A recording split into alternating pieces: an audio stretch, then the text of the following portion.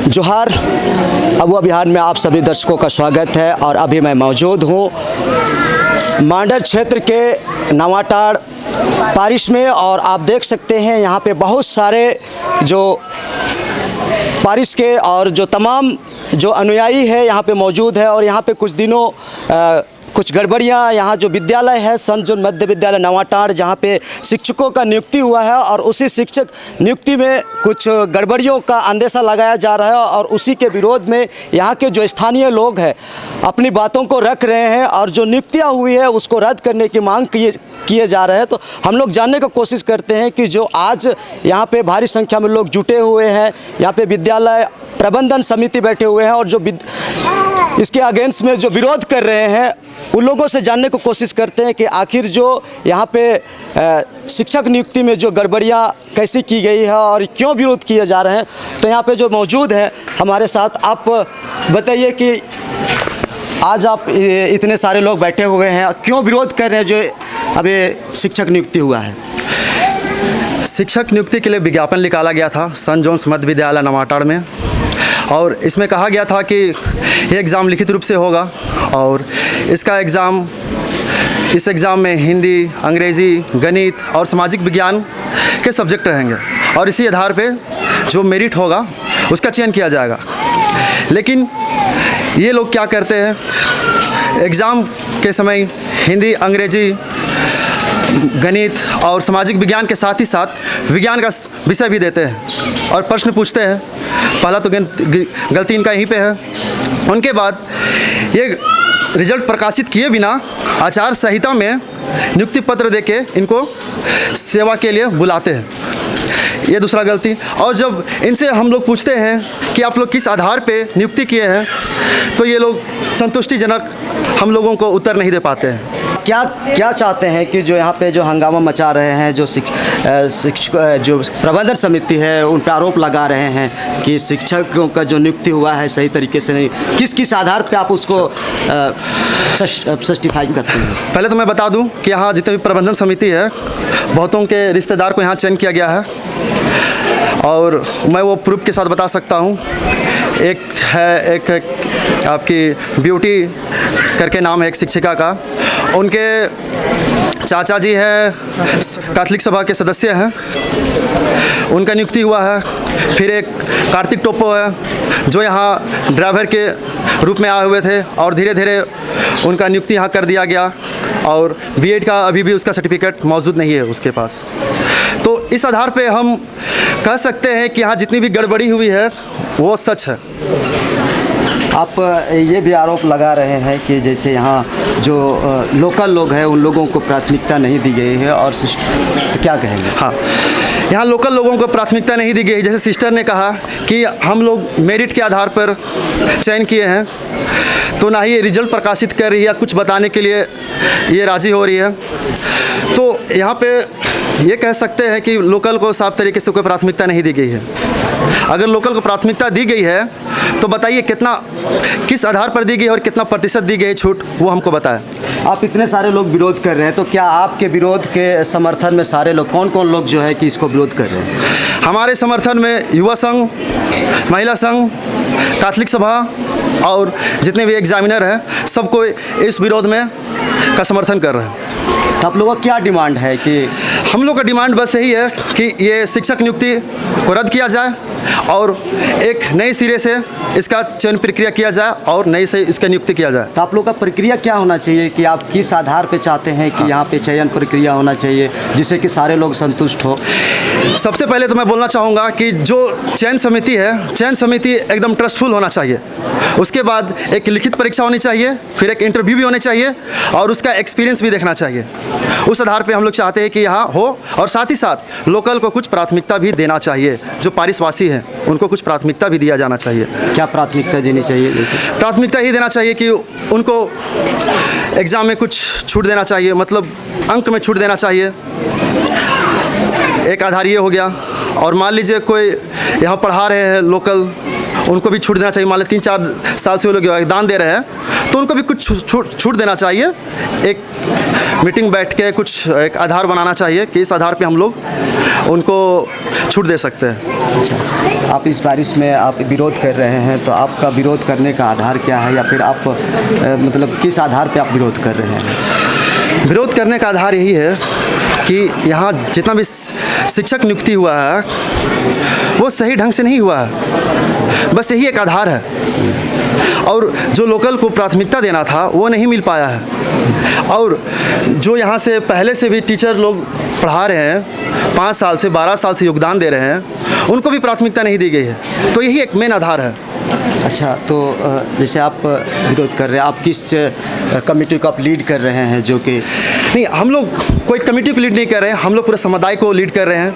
यहाँ जितने भी इकट्ठे हैं हम लोग सब पारिशवासी हैं और एक समुदाय के लोग हैं। हम लोग यहाँ एक चर्च में इकट्ठा होते हैं, ईसाई धर्म के लोग हैं हम लोग, और उसी को हम लोग लीड कर रहे हैं। तो ये जो थे युवा संघ के सदस्य, हम लोग जानने की कोशिश करते हैं, जो यहाँ पे सिस्टर्स बैठे हुए हैं, जो विद्यालय प्रबंधन समिति के सदस्य हैं। सिस्टर, आपके ऊपर आरोप लगाए जा रहे हैं कि आपने जो चयन प्रक्रिया किए हैं वो पारदर्शिता नहीं किए हैं, आपने इसमें घोल घपोला किए हैं, क्या कहना चाहेंगे? मैं तो कोई डोल ढपोलता नहीं की हूँ। मैं जैसे सरकार का आदेश था, मैं बोल रही हूँ ना कि वैकेंसी निकालना है।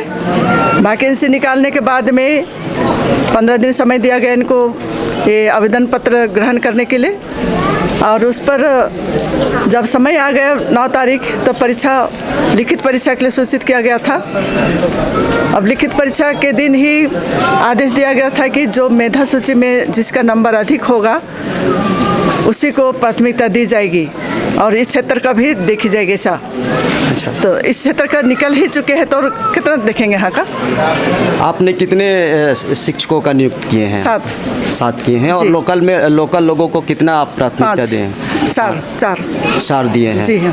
और जैसे अभी आपके ऊपर ये भी आरोप लगाए जा रहे हैं कि जो टीचर्स यहाँ पे नियुक्त हुए हैं उनका जो डॉक्यूमेंट्स है आपने सही तरीके से जांचे नहीं है, ऐसा भी आरोप लगाया जा रहा है। वो डीलेट पास किए हैं, इसलिए मैं जान रही उतना तक कि वहाँ कौन संस्थान से किया है चल नहीं, लेकिन सबको मालूम हो, टीचर भी है, सबको वही सीखे हैं नामकुम से। आप पता है। जो पारिश के तमाम लोग यहाँ पे बैठे हुए हैं, प्रबंधन समिति के लोग, और आपके जो जवाब से सारे लोग असंतुष्ट है, क्या कहेंगे? इन सारे लोगों को आप किस तरह से संतुष्ट कर रहे हैं? संतुष्ट करना तो मुश्किल है। सब एक जन को संतुष्ट करना बहुत मुश्किल है। सबको आवश्यकता है नौकरी की, है कि नहीं? यहाँ पर ऑलरेडी 4 जन का लोकल का हो गया है, तो और कितना जन का लोकल रखेंगे? वैकेंसी क्या के लिए निकाले थे हम?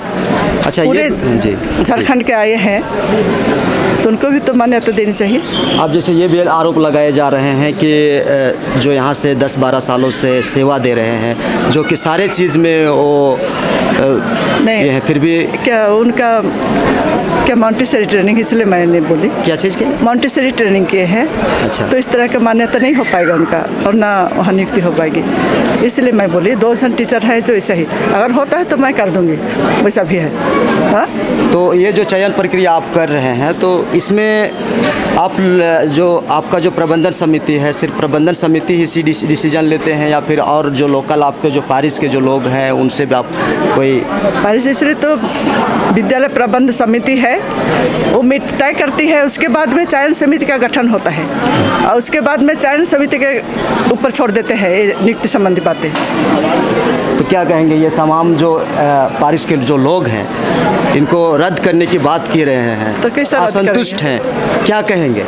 कैसे रद्द करेंगे सर? अभी आगे भी तो नियुक्ति हो सकता है, और तो वैकेंसी है अभी। अच्छा, ये भी आरोप लगाए जा रहे हैं कि जितने भी अभी जो नियुक्त हुए हैं जी, वो आपके जो भी हैं ड्राइवर है, बोला मैंने ड्राइवर है, या फिर ड्राइवर, आपके संगी संबंधी है, या तमाम नहीं पढ़ा है आगे, नहीं, ठीक है, वो चीज़ है, लेकिन जैसे प्रबंधन समिति के जो लोग हैं अभी वर्तमान में जो है जी, उनसे उनका किसी न किसी तरह से टाई अप है, नहीं, किसी से रिलेशनशिप नहीं है, वो समिति में भी नहीं है। समिति जो है मैं बता देना, जो रिजल्ट जारी किया गया, रिजल्ट में आपने उन लोगों को नहीं बताया कि रिजल्ट तो कहा गया था ना कि जिसका ये चयन होंगे जो छात्र छात्राएँ, तो उनको बाय पोस्ट भेजा जाएगा, ऐसा कहा गया था। तो बाई पोस्ट चला गया। जी, बाय पोस्ट चला गया।